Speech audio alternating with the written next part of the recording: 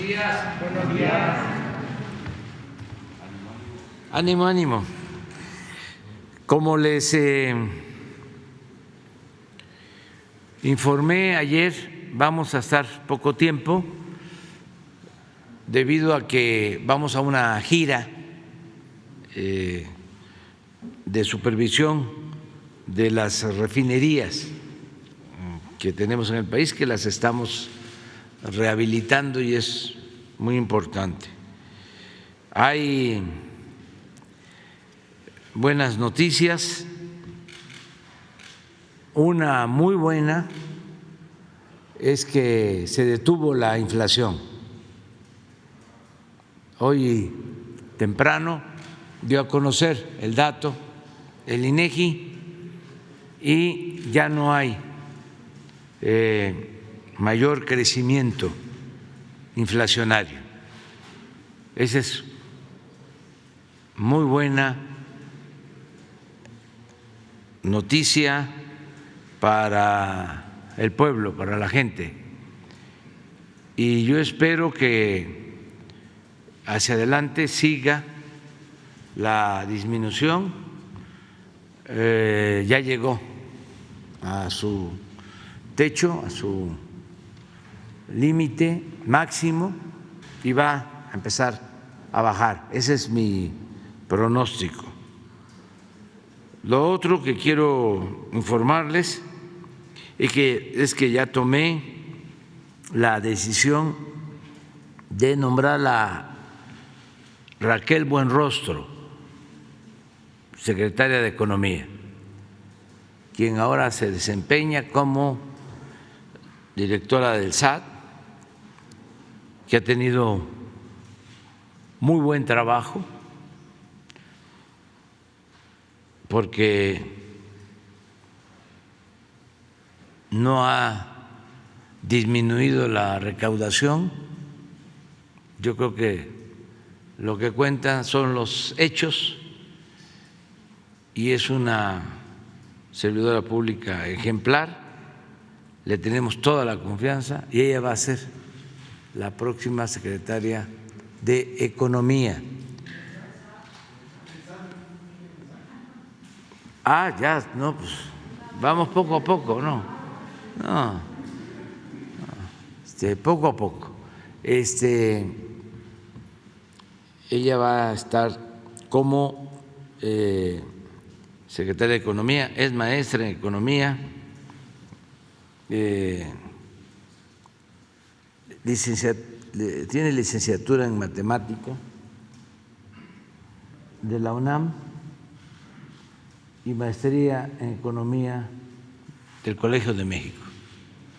Y ya pues se conoce porque ha estado aquí con nosotros en todo lo que tiene que ver con el SAT. De todas maneras, les vamos a entregar su historia pública. Muy bien, pues adelante. 1, 2, 3, 4. Empezamos por ahí. Muchas gracias, presidente. Muy buenos días. Primero, preguntarle sobre la violencia en la Tierra Caliente del estado de Guerrero, esto después de la masacre de hace unos días en San Miguel Totolapan. El día de ayer se difundió un video por parte de un presunto líder criminal que opera en esta región, que acusa al grupo opuesto de la violencia de hace un par de días en este municipio. Preguntarle qué diagnóstico tiene sobre la violencia en esta zona de la Tierra Caliente, si se va a reforzar la seguridad.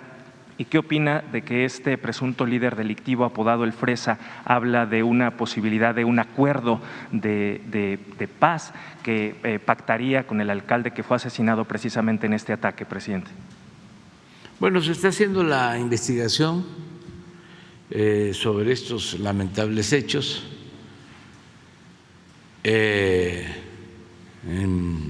San Miguel Totolapan, en la Tierra Caliente, en Guerrero. Está abierta la investigación, conociendo todo lo que sucedió, el enfrentamiento, los que participaron, Y sí, también hoy en la mañana se presentaron fragmentos de un video que una de las personas vinculadas a estos grupos dio a conocer.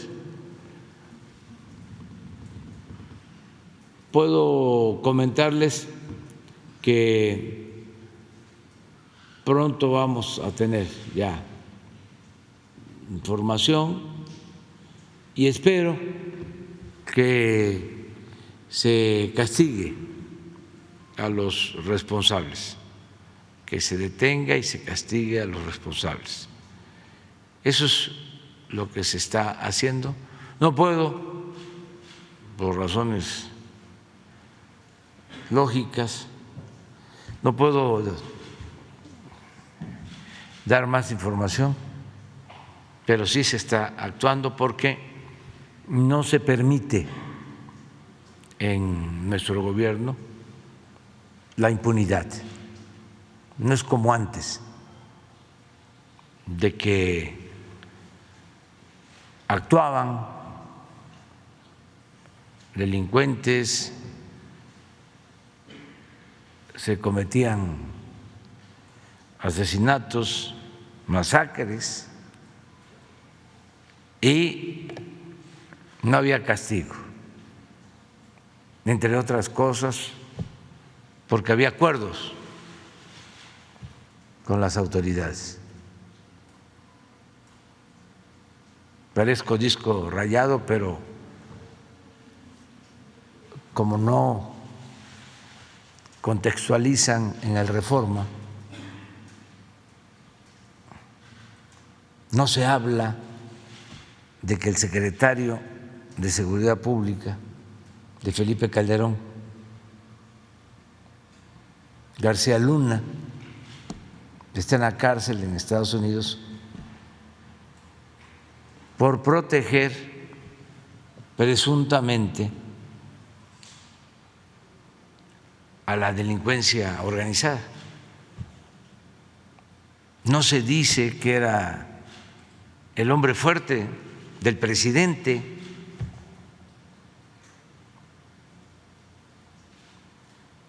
y que protegía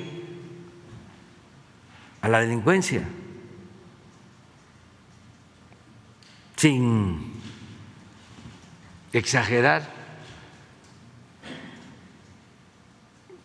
Si se actuara con el mismo sensacionalismo, ¿no?, con que actúa ahora el Reforma, se podría hasta decir el gobierno estaba en manos de delincuentes. Ellos mandaban. Un asunto gravísimo. Entonces ya no es así. Por eso tenemos cada jueves, como ayer, la sección de cero impunidad, y vamos a seguir recabando información y aclarando y aplicando la ley en todos estos casos. Presidente, ¿habría un reforzamiento de la seguridad en esta región? ¿Y qué opina de que este personaje del video hablaba de una posibilidad de un acuerdo con el alcalde para pacificar precisamente esta zona? Es que no es un asunto de autoridades locales, es un asunto gravísimo donde pierden la vida 20 personas. Eso no está para acuerdos, eso está para investigación y para que se aplique la ley. Entonces, ¿reforzamiento descartado por el momento? Sí, y se ha estado atendiendo la zona. Yo les comentaba que hace como un mes se negaron órdenes de cateo. Un juez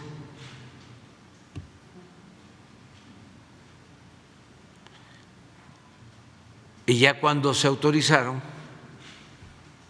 pues ya no se encontró nada, al contrario, hubo resistencias de ciertos grupos de pobladores a la presencia del ejército. Entonces hemos estado ahí y estamos ahí. Por último, este tema, solo preguntarle si la gobernadora le ha solicitado el apoyo para intervenir precisamente en esta zona ante este tipo de hechos de violencia. Sí, y está Seguridad Pública del Estado y la Procuraduría, y ellos llevan a cabo la investigación y están haciendo un buen trabajo. Presidente, y en un segundo tema, hace unos días, la semana pasada en particular, el viernes, un juez federal frenó este plan de estudios de la SEP que se implementa en varios centenares de escuelas de todo el país de educación básica. Fue una resolución judicial. Preguntarle… ¿Para qué? Para frenar la implementación de este nuevo plan educativo de la SEP en 960 escuelas que representan un plan piloto precisamente para echar a andar este nuevo plan. ¿Qué opina de esta resolución y sobre todo de las críticas que hizo este juez en el sentido de que, pues es que se pretende experimentar con los maestros y con los alumnos con este plan que no se conoce? Sí, es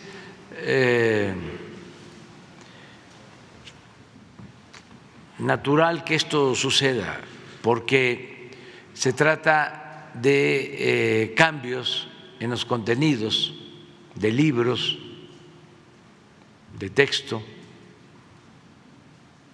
y el conservadurismo pues siempre se ha opuesto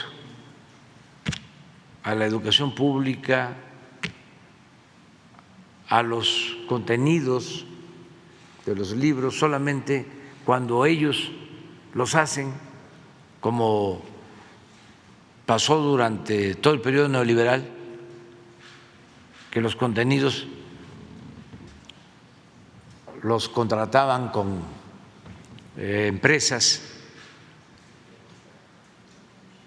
que daban asesoría, empresas vinculadas a intelectuales conservadores, intelectuales orgánicos, que ganaban muchísimo dinero en eso.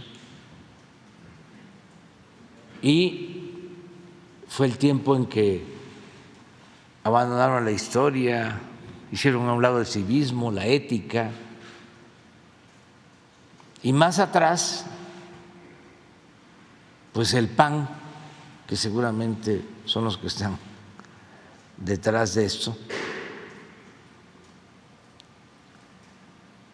se opusieron durante el gobierno del presidente López Mateos a que se entregaran los libros de texto para primaria. Hubieron hasta movilizaciones del conservadurismo en contra de los libros de texto. Afortunadamente no lograron su propósito y gracias a eso pues se editaron libros de texto gratuitos para todo el país. Yo creo que cuando entré a primaria estaban saliendo, creo que un año antes habían empezado a entregarse los libros de texto allá en mi pueblo. Entonces la gente mayor sabe la historia de cómo empezaron a entregarse los libros gratuitos de texto para primaria en contra de la derecha, de los conservadores. Y luego se avanzó con lograr que se entregaran de manera gratuita los libros de secundaria. Dice, es una historia también que me llena de satisfacción, de orgullo, porque estaba yo llegando a la presidencia de un partido y se hizo una reforma electoral en los tiempos de Zedillo y aumentaron el dinero que se le entrega a los partidos. Entregaban, no sé, en aquel entonces, esto es 1995, 96, 96, como 5 millones de pesos al año. Y de repente, con la reforma, aumentan al partido que yo ya dirigía el presupuesto a 200 millones de pesos, de 5 millones a 200. Entonces nos opusimos y me dijo el presidente Zedillo, ya le voy a ver cobrando el cheque.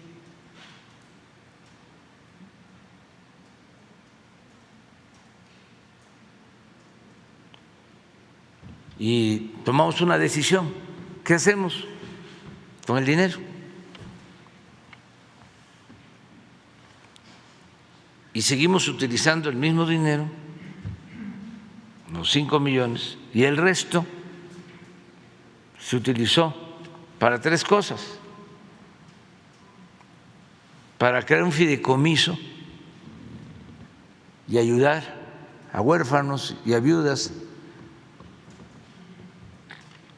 de compañeros que habían perdido la vida luchando por la democracia durante el régimen de Salinas. Hubieron muchos muertos. Entonces, parte de ese dinero era para entregar becas a familiares de los que habían perdido la vida luchando por la democracia. Otra parte fue para poner casas en la frontera en defensa de migrantes, para protección a migrantes. Y otra parte fue para comprar los libros de secundaria, porque entonces, repito, no eran gratuitos, y entregar gratuitamente los libros de secundaria en los municipios donde nosotros gobernábamos. Como hicimos esto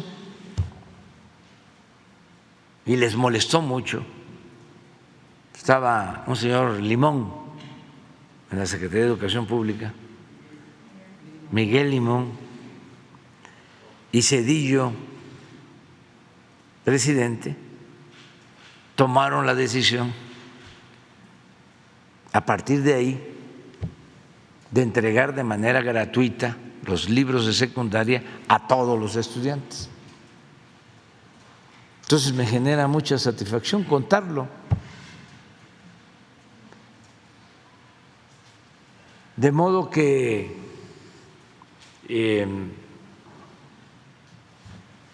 tenemos que ver quiénes están promoviendo estos amparos y vamos a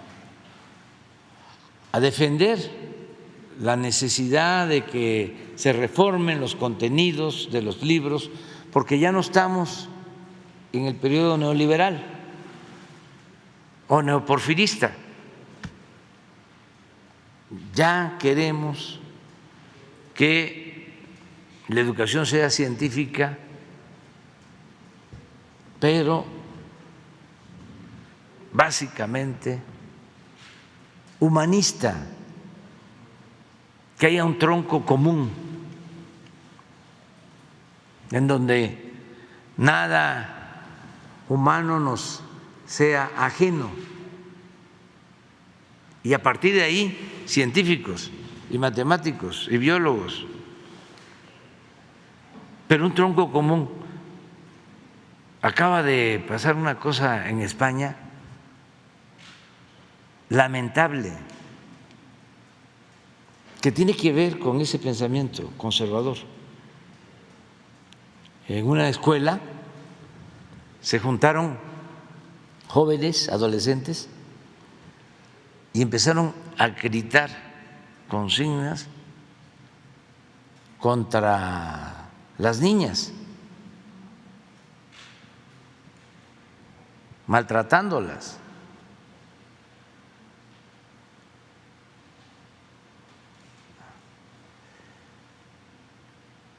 Pero una actitud machista, autoritaria, misógina, más que eso, preocupante. Bueno, hasta el presidente intervino. ¿Cómo vamos a estar formando jóvenes así? Claro, estamos hablando de colegios privados de clase media alta y alta, pero pues esos van a ser futuros políticos, futuros médicos, futuros abogados. Imagínense.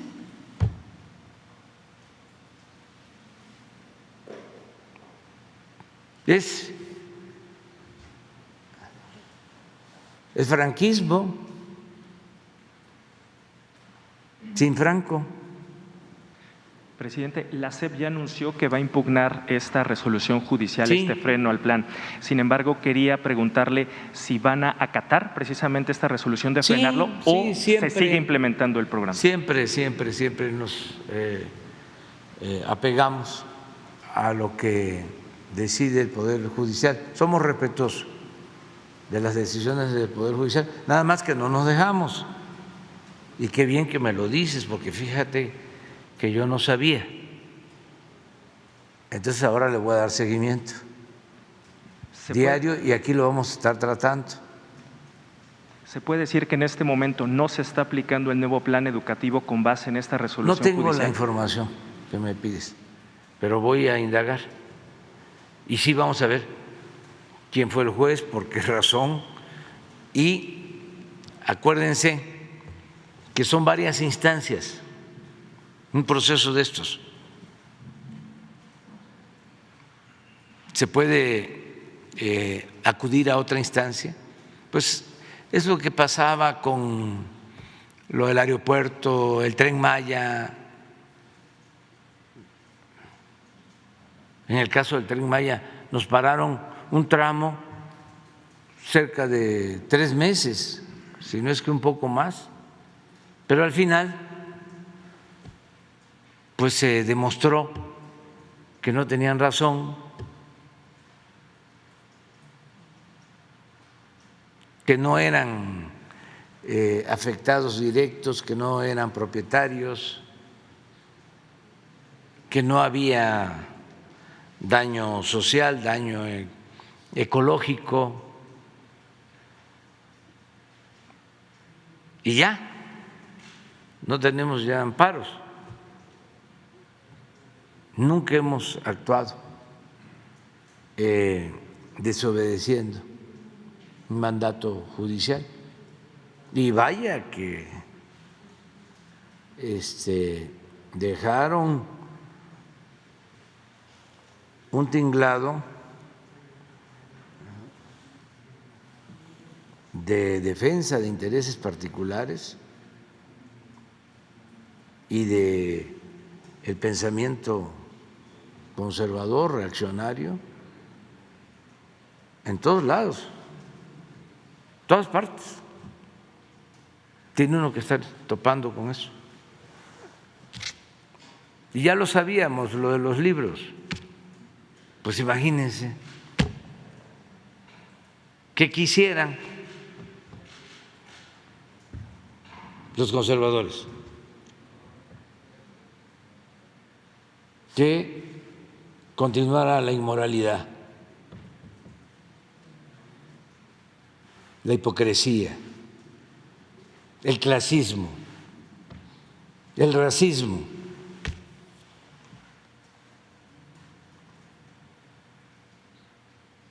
Y en el caso de la discriminación o del racismo, ahí no importa qué nivel académico tenga la persona. Pueden ser doctores en derecho, en economía, en matemáticas, en medicina, y son racistas.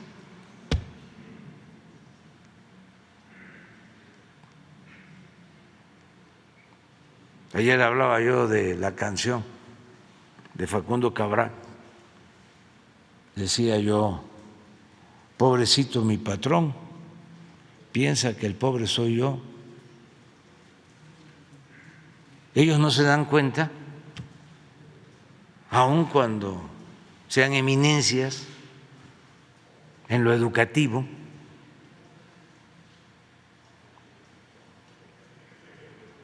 que están actuando de manera inhumana, inmoral, en forma despectiva, discriminatoria. Es para decirles pobrecitos, ¿no? Ternuritas, ya hagan algo, no regresen a la primaria, porque, bueno, o sí, cuando ya estén los nuevos contenidos de los libros, para que no actúen de manera racista o discriminatoria.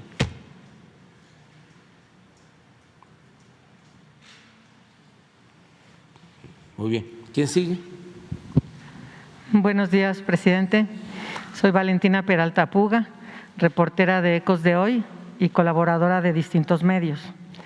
Hace 8 meses, aquí en la conferencia, el subsecretario Encinas y la comisionada Quintana nos expusieron ampliamente las razones por las que era importante crear el Centro Nacional de Identificación Humana dentro del contexto nacional de más de 105,000 seres humanos desaparecidos. Enseguida, usted firmó la iniciativa que fue aprobada por unanimidad en las cámaras de diputados y senadores. Se publicó el decreto en el Diario Oficial el 13 de mayo. El 9 de agosto, el subsecretario Encinas le dio el banderazo de salida y encabezó en Morelos la ceremonia de inicio de las adecuaciones del inmueble donde operará este centro. Actualmente se están contratando a las primeras personas expertas para conformar los diferentes equipos de trabajo, entre ellos quienes identificarán a las personas sin vida que se han acumulado por años en las fiscalías locales y la federal y que hoy están alrededor de 53,000 personas abandonadas en fosas comunes en todo el país. En esta lógica de búsqueda, identificación y restitución, el decreto señala que el centro quedará adscrito orgánicamente a la Comisión Nacional de Búsqueda, ya que su operación significa la búsqueda forense con fines de identificación a través de un enfoque masivo con competencia en todo el territorio nacional para encontrar a miles de personas desaparecidas. Usted ha repetido que para estos asuntos tan atroces como la desaparición no hay techo presupuestal para que garantice la operatividad y obtener resultados en corto tiempo. Sin embargo, hay preocupación por el 6º artículo transitorio de este esto que se publicó en el Diario Oficial, de este decreto, que señala que las erogaciones que en este caso deban realizar las dependencias y entidades de la Administración Pública Federal y cualquier otro ente público en el ámbito de sus competencias para dar cumplimiento a lo dispuesto en el presente decreto, deberán cubrirse con cargo a sus respectivos presupuestos aprobados para el presente ejercicio fiscal y subsecuentes, por lo que no se incrementarán sus respectivos presupuestos regularizables. Sabemos que los recursos con que actualmente cuenta la CNB son insuficientes para cumplir todas las encomiendas que ya tiene bajo su responsabilidad y que ahora que el Centro Nacional de Identificación Humana queda también adscrito a la misma comisión, aparentemente sin presupuesto adicional, resulta imposible que también le alcance para que este Centro Nacional de Identificación Humana inicie sin demora, ya que la misma ley establece que este mismo año debe estar operando. Sabemos que la Comisión Nacional ha solicitado un aumento para así poder iniciar, pero la necesidad es que el monto de la asignación de recursos garantice que su operación se sostenga en el tiempo y aumente al ritmo en que se amplíe su cobertura. La pregunta es, presidente, si puede usted convocar la próxima semana al subsecretario Encinas y a la doctora Quintana para que informen sobre el estado actual y en el corto plazo de este Centro Nacional de Identificación Humana, y al secretario de Hacienda Ramírez de la O para conocer su prospección presupuestal para la CNB en general y para el Centro Nacional de Identificación Humana en particular para el presente trimestre y el 2023. No hay ninguna limitación presupuestal, no existe. Está la instrucción vigente, porque es un asunto humanitario, de que no falten los recursos y hay presupuesto. ¿Podrían acudir ellos la próxima semana a informar? Sí, pero yo le voy a dar más información porque estoy pendiente. ¿Qué día podrían No solo venir? de este caso, Claro. sino de todos.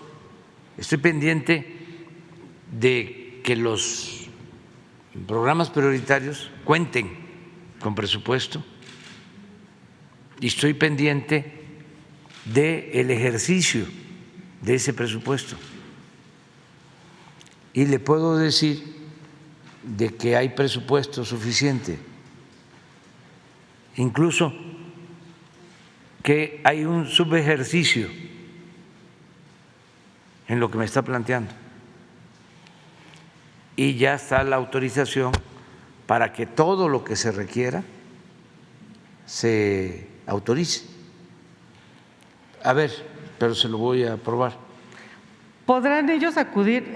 Si hay un subejercicio… Sí, pero todos los días veo a Alejandro Encinas. Claro, hay un subejercicio porque antes las comisiones locales de búsqueda recibían dinero del gobierno federal siempre y cuando cumplieran ciertos requisitos, y cuando no los cumplían pues no se les daba ese recurso, y ese recurso no se podía usar a la bolsa de la misma tema.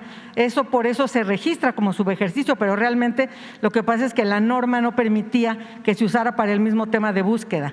Pero como tal, no es subejercicio porque no se haya ocupado, no se haya necesitado, sino porque así estaban dadas las circunstancias. Afortunadamente ya se cambió ahora en mayo y es posible que todo lo que las entidades no cubran se pueda usar desde el gobierno federal para el mismo tema. Sí, no hay problema. ¿Cuándo podrían venir, presidente? Mañana o pasado, o sea… En la próxima semana. Sí, puede hablar Encinas, Alejandro, con Juan Pablo de Botton, subsecretario de Egresos. Pero ahora le voy a mostrar. ¿Por qué no le dices a Juan Pablo que si me envía el último reporte sobre programas prioritarios, ¿sí?, y sobre ejercicio de presupuesto? O sea, porque no hay problema, ¿sí? Y está autorizado.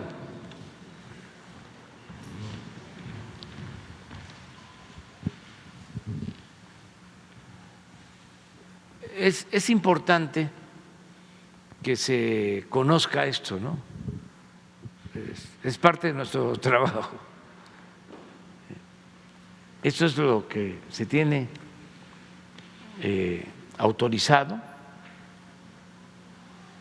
y hasta ahora,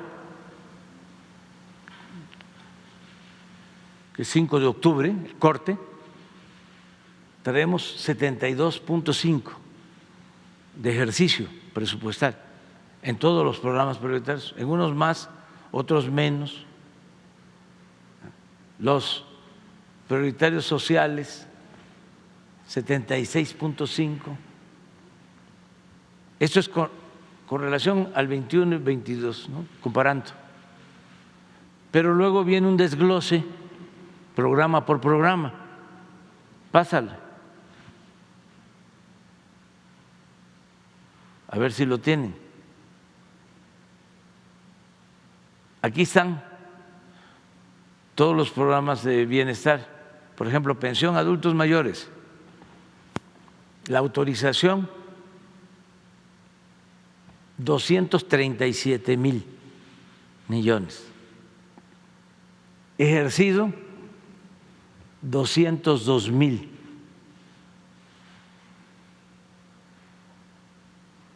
Significa 85%. Este 15% corresponde al último bimestre de la pensión, porque ya se pagó septiembre y octubre. Es decir, lo que falta de ejercer, que son como 35,000 millones, es para tener el 100. Ahí puede ser que nos falte y se tenga que completar. Personas con discapacidad, 71.9, hasta ahora ejercido. Es un presupuesto de 20,000 millones. Y así, becas, 80,000 millones. Fíjense aquí,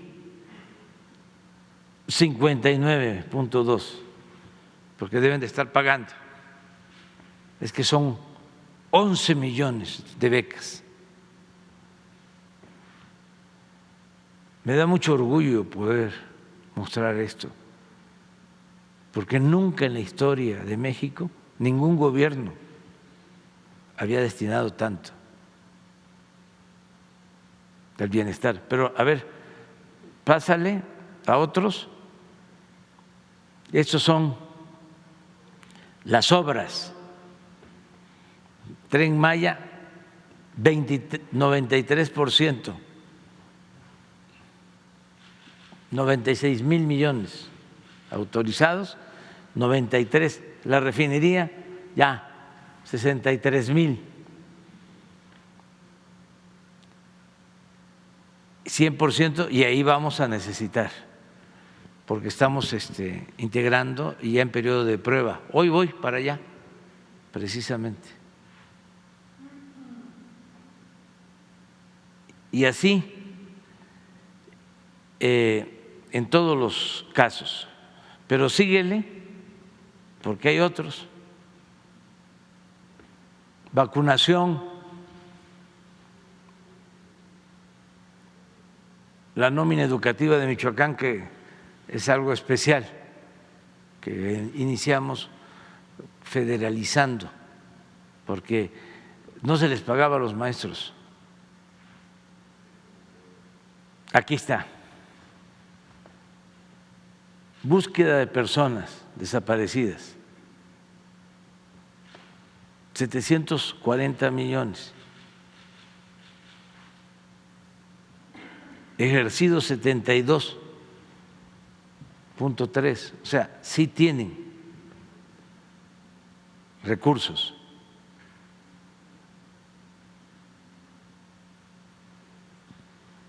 Comisión de la Verdad, Ayotzinapa, Es lo mismo, ¿no?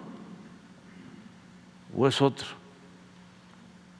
Ah, no, es otro. Es que va con protección a periodistas. Lo mismo. 56.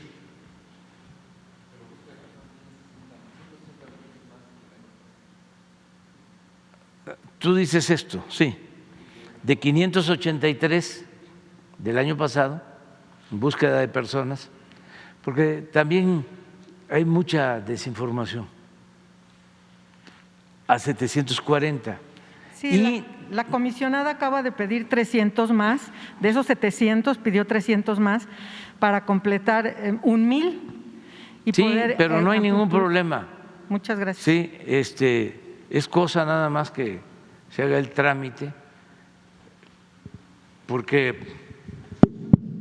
si hay subejercicio en algunos proyectos por alguna razón, pues se llevan a cabo transferencias de un programa a otro. Bien, gracias, presidente. Mi segunda pregunta tiene que ver con un tema que usted plantea recurrentemente en estas conferencias sobre algunas organizaciones civiles. Señala que se erigen como defensoras de derechos y para obtener dinero usan como materia prima a miles de víctimas en México. Nosotros tenemos casi 12 años investigando y constatando muy de cerca el entramado operativo de personas y grupos de verdaderos empresarios de los derechos humanos, que en medio de las tragedias han buscado y ganado fama y fortuna.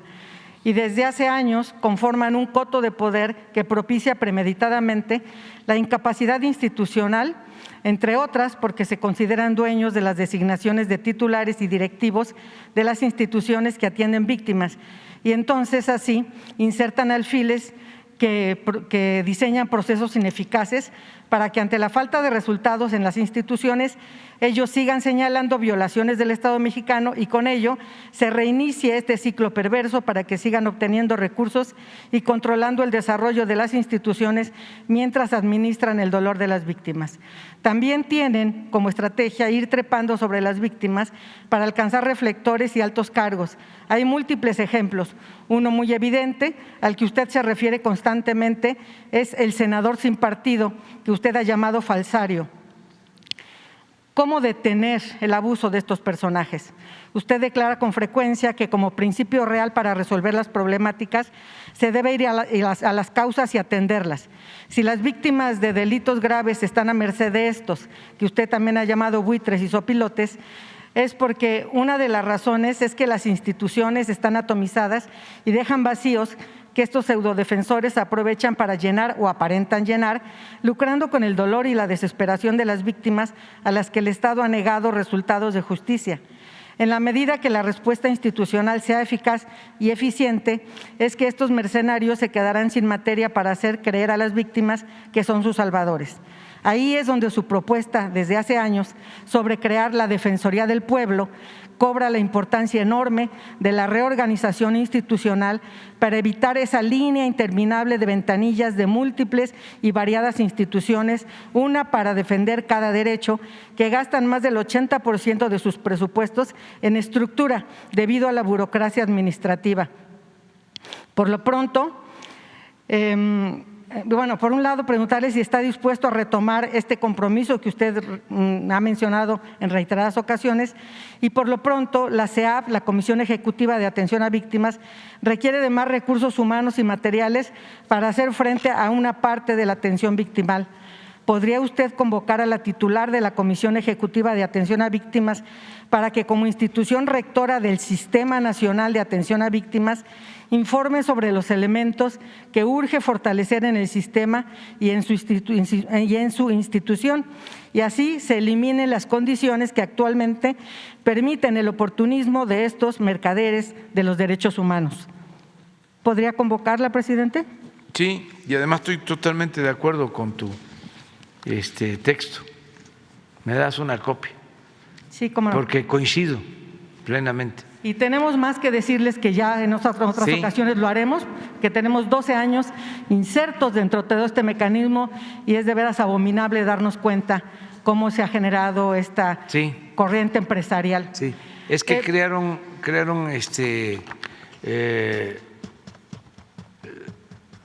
unas estructuras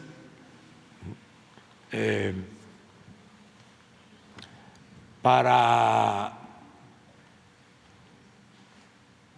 favorecer a la oligarquía y permitirles saquear y actuar de manera autoritaria.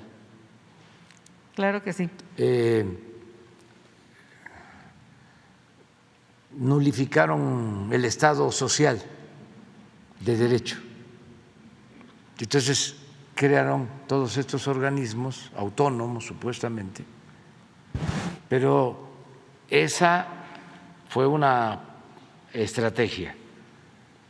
La otra, complementaria, fue impulsar las organizaciones de la llamada sociedad civil, porque necesitaban legitimarse para robar, para violar derechos humanos. Entonces proliferaron esas organizaciones de la llamada sociedad civil como hongos después de la lluvia. Surgieron y se volvió un negocio lucrativo para muchos. Entonces hay pseudo defensores de derechos humanos, pseudo ambientalistas, pseudo defensores de campesinos, pseudo defensores del movimiento obrero. ¿Se imaginan ustedes cuánto se llevaban? Y se siguen llevando. Del presupuesto estas organizaciones.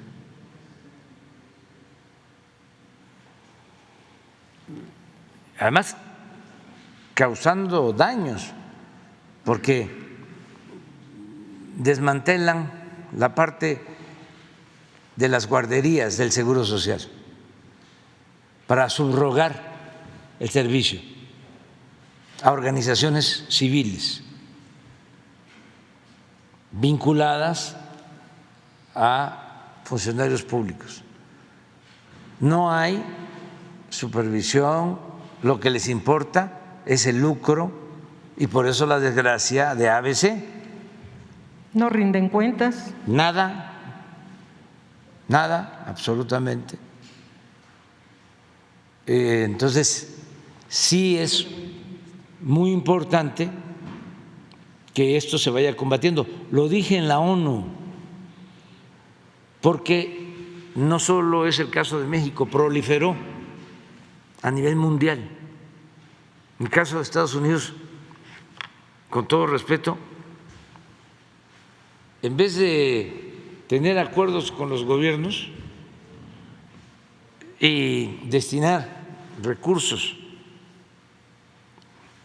de cooperación económica a países pobres a través de sus gobiernos legítimamente constituidos, predomina la idea de que los gobiernos son corruptos y que entonces hay que entregar esos apoyos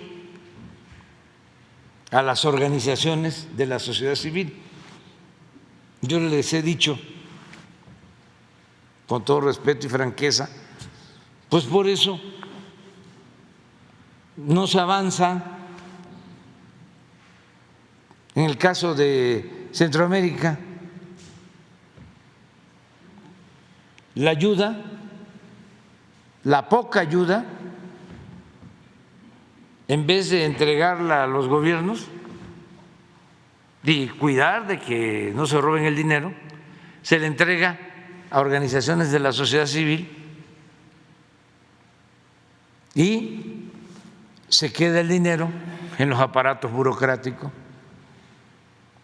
en expertos de la sociedad civil que viven de administrar la desgracia, el conflicto, el dolor humano. Se volvió una actividad de las más lucrativas. Esto durante el periodo neoliberal en el mundo. Entonces sí es importante regresarle al Estado su función social,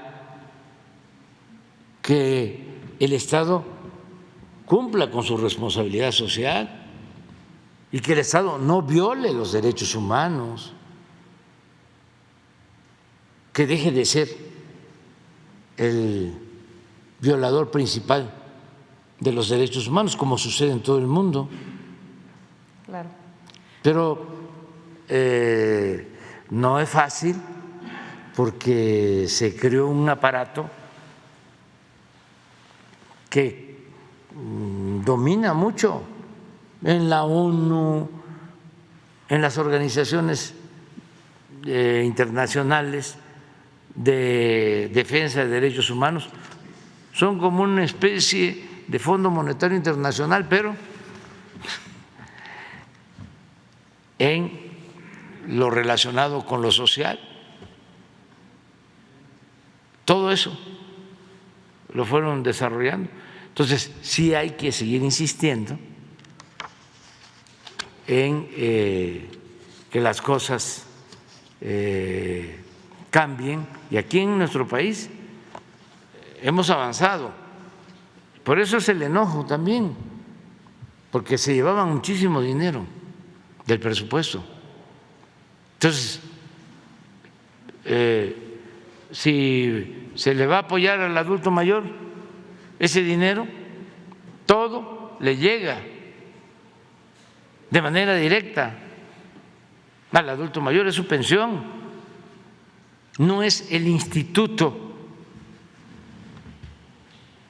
para la atención al adulto mayor, la Secretaría de Atención al Adulto Mayor, el fideicomiso.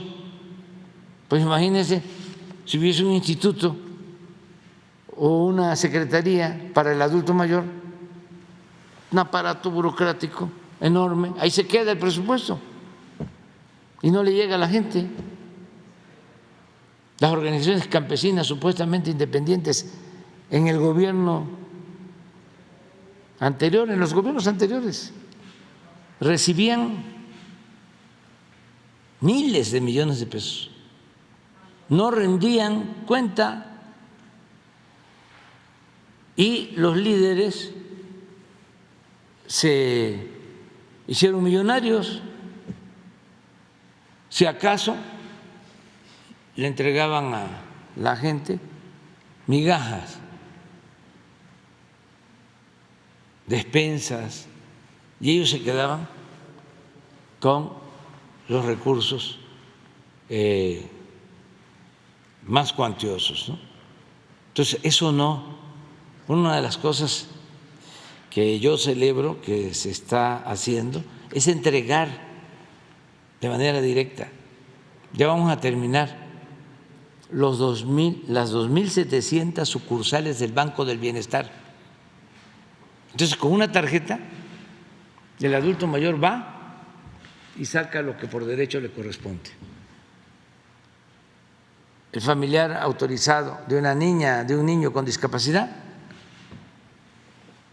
un campesino, un becario, nada de organizaciones para tutelar. Y habían cosas peores, por ejemplo, no pagaban impuestos, de por sí se condonaban los impuestos, pero en algunos casos no pagaban impuestos, eran deducibles los impuestos y de esa manera hacían una sala de arte con lo que no pagaban los impuestos para la élite, o acciones filantrópicas, sí, pero con el dinero de todos, y considerando gastos excesivos y era presumir con sombrero ajeno. Entonces de repente eran muy caritativos.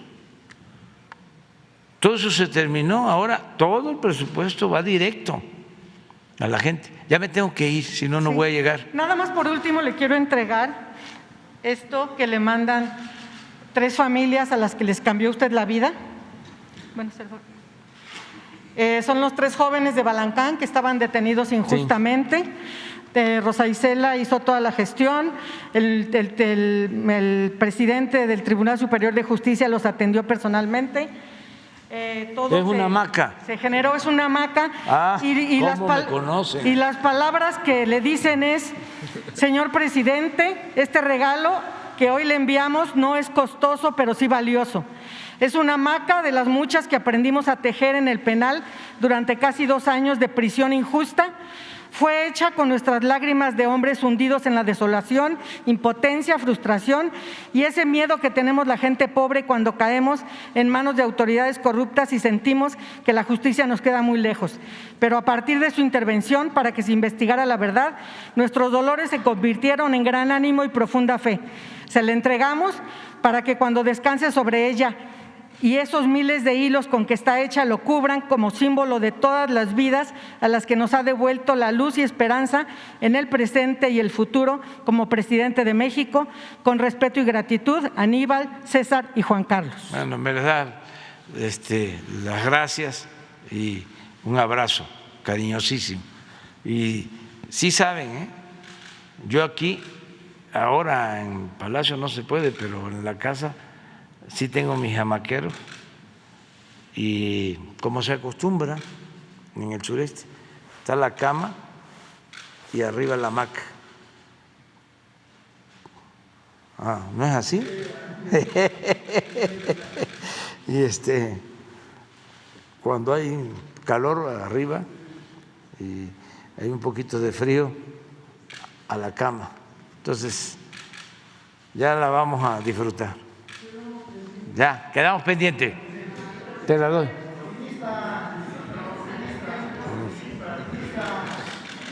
Adiós, adiós.